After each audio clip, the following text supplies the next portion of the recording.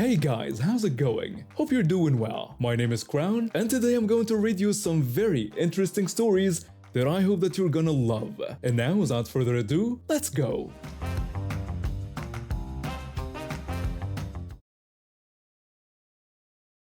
I've been working in research for over a decade now, and people always ask me how I got to where I am today.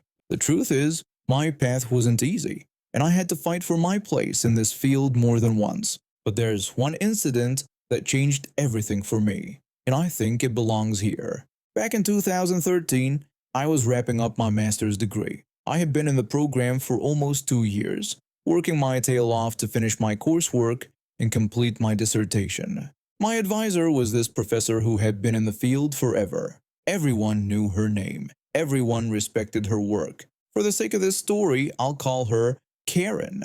Karen and I had actually been working together since my undergraduate days. I joined one of her research projects when I was still in college. So by 2013, we had about 4 years of history together. Our relationship was complicated, to say the least. She was brilliant, no doubt about it, but she was also incredibly stubborn. She had her way of doing things, and she rarely budged from those methods. The thing that drove me crazy was how outdated her techniques were. We had grant money that could have been used for more advanced equipment and better data collection methods. I constantly pushed for modernization, especially when it came to statistics and correlating data. We butted heads over this constantly, but despite our disagreements, I genuinely liked Karen. I'd been to her house multiple times. I knew her husband. We had a good working relationship even when we disagreed professionally. She taught me a lot, and I respected her immensely. By the end of 2013, I finally presented my dissertation to the department. It went incredibly well. The committee approved it with flying colors, and I was officially done with my master's degree. I was so proud of that work. It represented years of research, countless hours in the lab, and data that I had personally collected and analyzed. Now, I hadn't published the data in any academic papers yet. I wanted to do more analysis, look at it from different angles, make it really robust before I put it out there. But my dissertation was published through the university, which meant it was officially documented as my work. After getting my degree, I decided to pursue a PhD. I loved research and wanted to continue in the field, but I also wanted to expand my horizons. I talked to Karen about this, telling her I was thinking about pursuing my doctorate with a different advisor, someone who worked with different methodologies. She told me she thought it was a wonderful idea and that I should absolutely diversify my experience because it would make me a better researcher. So I reached out to a professor at a university in another country. He accepted me into his program, and soon I packed up my life and moved abroad. It was exciting and terrifying at the same time. For the first couple of years, Karen and I stayed in touch. We'd email back and forth, catch up on each other's research, share ideas. But then in the third year, she just stopped responding. I sent her a few emails that went unanswered. I figured maybe she'd changed her email address or was just really busy. I didn't think too much of it and got absorbed in my own PhD work. Fast forward to 2017. I was deep into my PhD research, reading academic papers constantly, and working on writing my own publications. One day, while scrolling through recent papers in my field, I came across one with a title that seemed oddly familiar. The topic was extremely close to what I had worked on for my master's dissertation. Curious, I clicked on it. The advisor listed was Karen.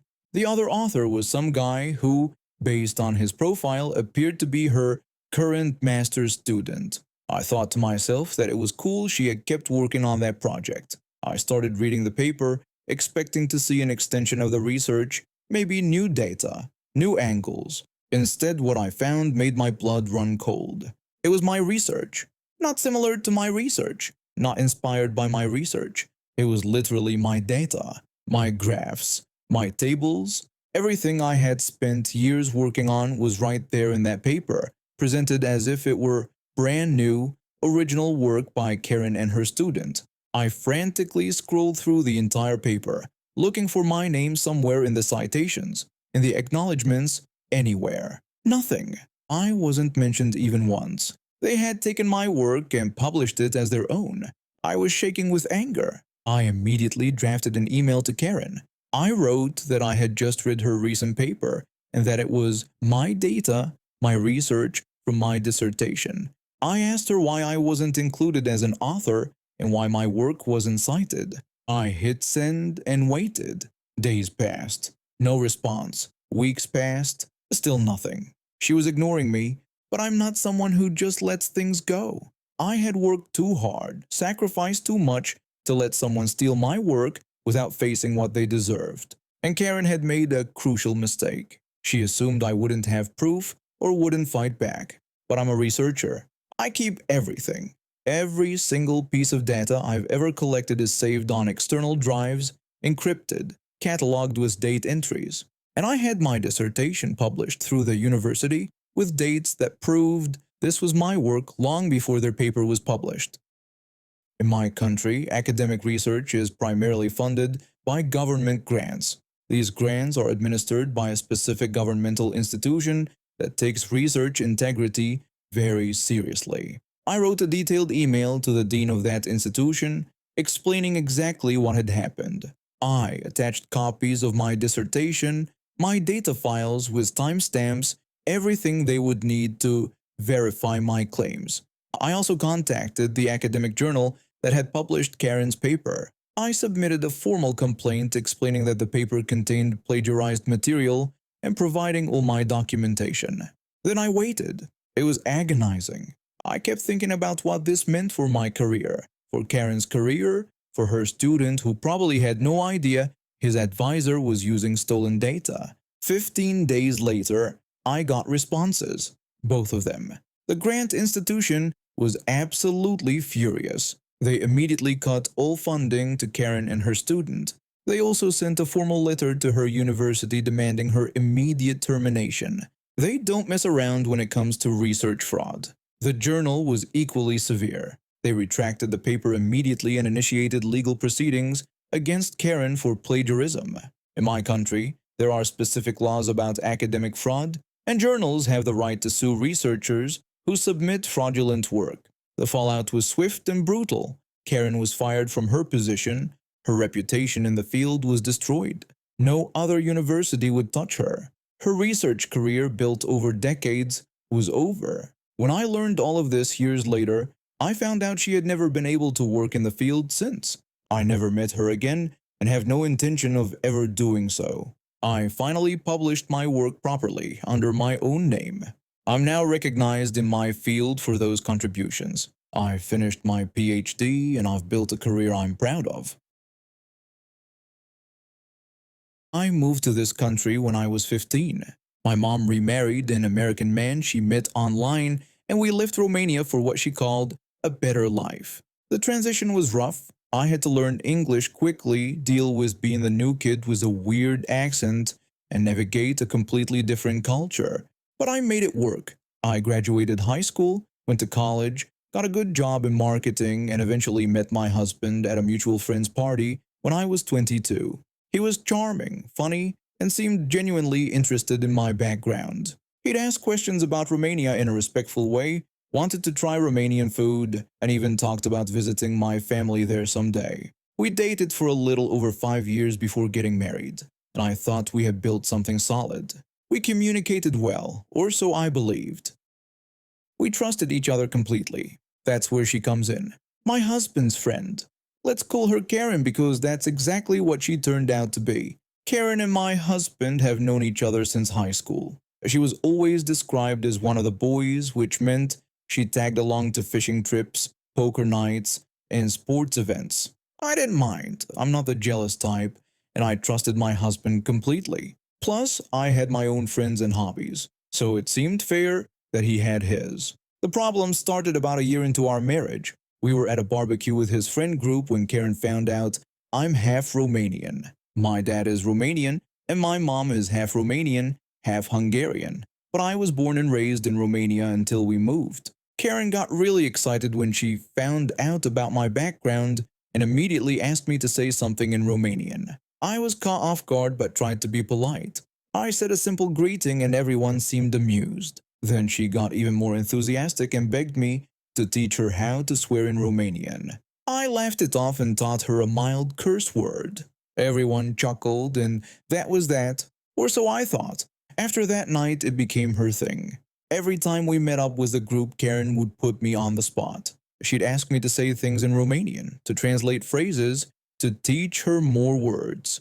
It was annoying, but I tried to be a good sport. I didn't want to be the uptight wife who couldn't take a joke, but then it escalated. We were at a restaurant one evening when Karen, after a few drinks, looked at me with this weird smile and asked if I was a vampire.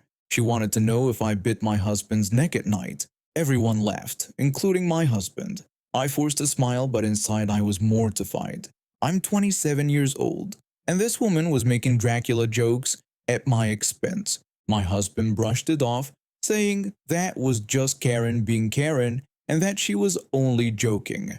But Karen wasn't done. Over the next few months, the comments got worse. She started asking if I was a gypsy and saying she bet I had some of that gypsy blood in me. She even asked if I could read her palm. That one stung. The term gypsy is often used as a slur, and the stereotypes associated with Romani people are harmful and racist. I'm not even Romani, but even if I were, her comment would have been completely inappropriate. I tried talking to my husband about it multiple times. I told him she made me really uncomfortable and that the things she said were borderline racist. He dismissed my concerns and said she was just curious about my culture and didn't mean anything by it. Then he told me I was being too sensitive. Too sensitive. That phrase became his go-to defense whenever I brought up Karen's behavior. Things came to a head last week. We decided to host a small barbecue at our place. I specifically told my husband that I didn't want Karen there. I begged him, just this once, to have a gathering without her because she made me so uncomfortable. He said he'd already invited her. Then he added that he'd talked to her about the comments and she understood now. He promised she wouldn't say anything inappropriate. I reluctantly agreed, hoping he was right. The evening started off fine. We grilled burgers and hot dogs, played some music, and everyone seemed to be having a good time. By midnight, most people had left, and only 4 of us remained: me, my husband, Karen, and another friend. I was walking across the patio with a glass of red wine when I tripped over the edge of a rug we had laid out. The wine went flying and splashed all over Karen's white jeans. I immediately apologized, saying I didn't mean to trip and that I'd get her something to clean it up with. I was already rushing toward the house to grab some club soda and a towel when Karen exploded. She asked if I was kidding her right now and accused me of doing it on purpose. I tried to explain that I tripped and it was an accident, but she wasn't having it. She called it bullcrap and said it was part of my ritual. She accused me of being a witch and claimed I'd been trying to ruin her life since I got here. I stood there, stunned. My husband and our other friend just stared. I promised her it was an accident and said I was really sorry about her jeans. I offered to pay for them to be cleaned or replaced, but Karen kept going. She called me an immigrant gypsy and said I was trying to ruin her husband's life. She claimed I'd poisoned him against her and that he used to care about her, but didn't anymore because of me. Wait, did she just say her husband's life? I felt tears streaming down my face. I told her she needed to leave immediately. She protested, saying I couldn't kick her out because it was his house too. I told her I was his wife and ordered her to get out of my house and never come back. My husband finally stepped in, but not in the way I expected. He tried to calm everyone down and suggested that Karen should head home because she'd had a lot to drink. Karen grabbed her purse and stormed off, but not before shooting me one last, venomous look. After she left, I turned to my husband. I asked if he'd heard what she said, how she'd called me a witch and a gypsy and said I was ruining his life. He said she was drunk and didn't mean it. Then he told me I was being way too sensitive about my heritage. That word again, sensitive. I told him I was banning her from this house and that I never wanted to see her again. He said I couldn't do that because she was his friend. Then he called me a jerk. The next day, Karen sent me a text apologizing for last night and saying she'd had too much to drink. She promised it wouldn't happen again. It was the most half-hearted apology I'd ever received, and it did nothing to make me feel better. I decided to post about the situation online, hoping for some perspective. The responses were overwhelming. People called Karen xenophobic, racist, and jealous. Some even suggested that there might be something more going on between her and my husband. That comment stuck with me. I started thinking about all the times my husband had defended Karen, all the times he dismissed my feelings, all the times he'd prioritized her comfort over mine. So I confronted him. I asked if there was something going on between him and Karen. My husband looked away. He admitted there had been something. He said in the beginning, during the first 2 years we were together, Karen and he were on and off, but he insisted it was over now and had been over for a long time. I asked if he was serious, that he'd cheated on me for 2 years and never told me. He tried to downplay it, saying it wasn't like that and they were still figuring things out back then. I reminded him we were in a committed relationship. I told him he'd let her disrespect me for years, let her make racist comments, and convinced me I was overreacting, all because he felt guilty about their past. He didn't have an answer. I called my mom immediately. She came over and helped me pack. I'm staying with her now, trying to process everything. Looking back, I realize how blind I was. Karen was always too involved, always too comfortable around my husband. The other wives in the friend group had raised concerns about her in the past, but they were always shut down. We all respected the friendship group's dynamic because they'd been close for so long. Karen had been in a long-distance relationship for about 2 years, which made us all think she wasn't a threat. But now I wonder if that relationship was even real, or if it was just a cover. I don't know what happens next. Part of me wants to find out the whole truth, but another part of me is just exhausted. My so-called Romanian witch blood won't let me rest until I know everything. But right now, I need time. Karen can have him. I'm done being gaslit and disrespected in my own home.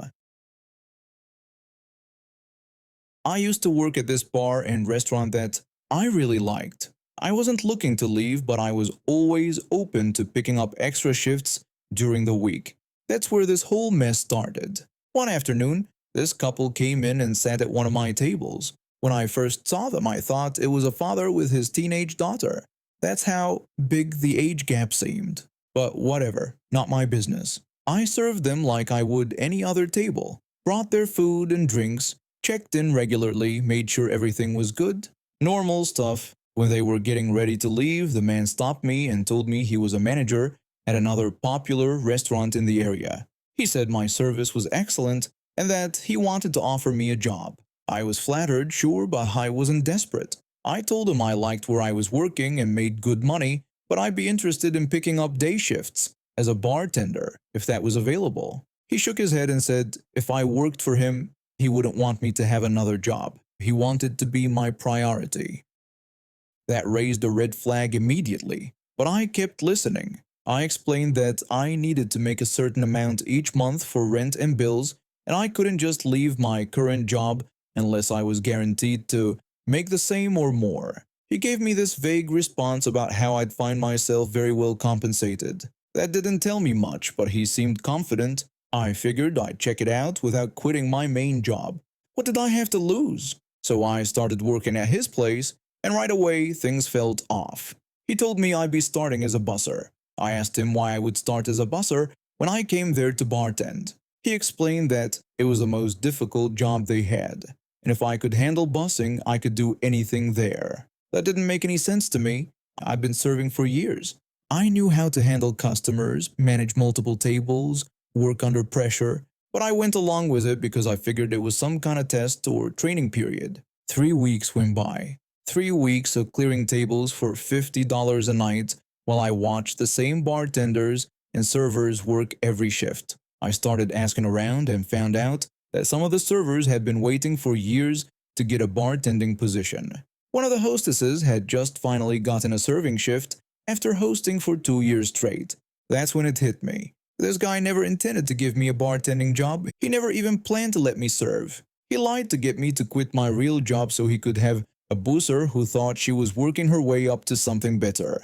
I quit without giving notice. Didn't even feel bad about it. He had to bus tables himself that night, and apparently he wasn't happy about it because later that evening, I got a series of angry text messages from him.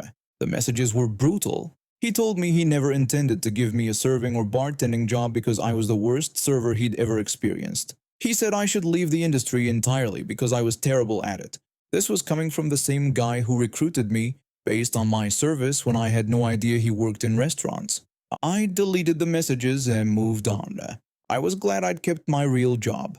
Life continued. About 2 years later, I was still at the same place. It was a slow Tuesday night. Really dead. I was working with this kid who'd gotten drunk early in the shift and decided to play pool instead of actually working. That was fine with me because he never asked to split tips evenly when he did that, which meant more money for me. Then, right before the kitchen was about to close, the door opened and 22 people walked in. A whole theater group coming in for food and drinks after a performance or rehearsal. And right in the middle of that group was the manager, the lying, manipulative manager from that other restaurant. He recognized me immediately. I watched his face change when he saw me, and then he got this smug little smirk like he was about to enjoy watching me struggle. My co-worker got off the pool table when he saw the group come in. He asked if I needed help with the huge party that just walked in. I told him no, that I had it covered, and that I wanted to handle this table myself. He looked confused but shrugged and went back to his game. I was going to be the best server this table had ever seen. I was going to do everything perfectly, not a single mistake. I pushed tables together, arranged chairs, got everyone seated. Large groups are always tricky, especially theater people. They're usually broke, they want separate checks.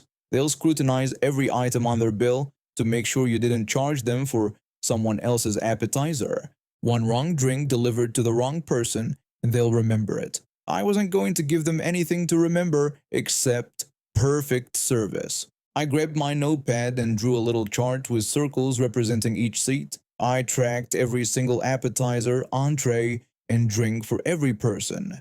I made sure to stay on top of the kitchen staff so they didn't mess anything up. I refilled waters before anyone had to ask. I was attentive, friendly, and extremely polite.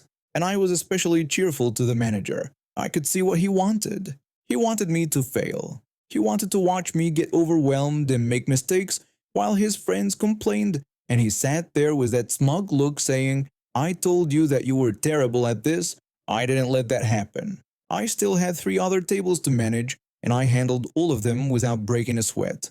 Every order came out correct. Every drink was refilled at the right time. Every question was answered. Near the end of the meal, they tried to throw me off. One of the theater people told me they needed separate checks for everyone. Normally, you're supposed to mention that at the beginning when you have a group this large, but I'd been prepared for this. I had my chart. I knew exactly what each person ordered. I told them it was no problem and that I'd been keeping track the whole time. I printed out 22 individual checks. Each person reviewed theirs carefully. Nobody had a single complaint. Everything was correct. One by one, they paid and left. I said goodbye to each of them, still smiling, still polite. Then everyone was gone except for one person, the manager. He stayed behind and waited until his friends had left the building. He walked up to me and told me he just wanted to say that was great service. That was it. No apology. No admission that he'd been wrong, but I could see it in his face. He knew he'd been a jerk. He knew he'd lied. And he knew I'd just proved him completely wrong. I smiled and thanked him. He nodded and left. I went back to the bar, counted my tips, and felt satisfied. That was all the acknowledgement I needed. And now we have reached the end of today's stories. Thank you for watching, and see you next time.